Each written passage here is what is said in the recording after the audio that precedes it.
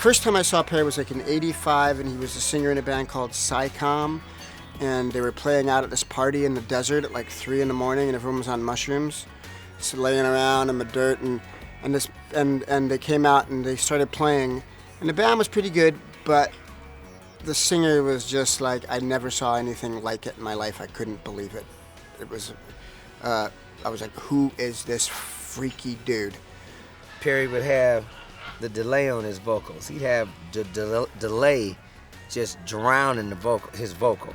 And actually, Perry was always, he was in the counterculture. He was the first person that actually, like, told me the term modern primitive, you know, and he gave me a couple of books on, like, people who pierce and, you know, hang from hooks and, you know, all kinds of crazy shit that I was like, whoa, okay, that's some other level stuff, you know? So his mind was actually set in a Burning Man, I think, you know?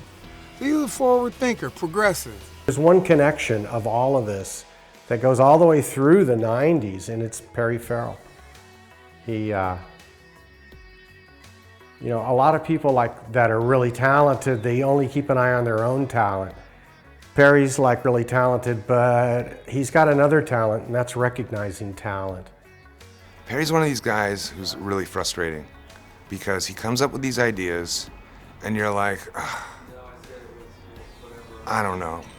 And he insists, no, it's gotta be this way, it's gotta be this way. And you're like, okay, and, you know, and he convinces you that it's gotta be a certain way. And then you know what happens?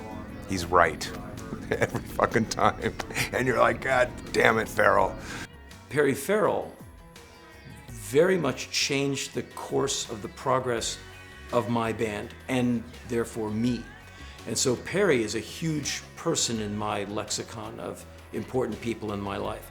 My band was able to greatly benefit from all of that. We went from a band playing with a healthy audience to a band that's, you know, getting a Grammy or nominated for a Grammy on MTV as much as anybody else. He's someone that I admire and respect, and he's such a unique and dynamic guy, you know, with such a his own worldview and his own view of what art is and stuff, and you know, I love the guy.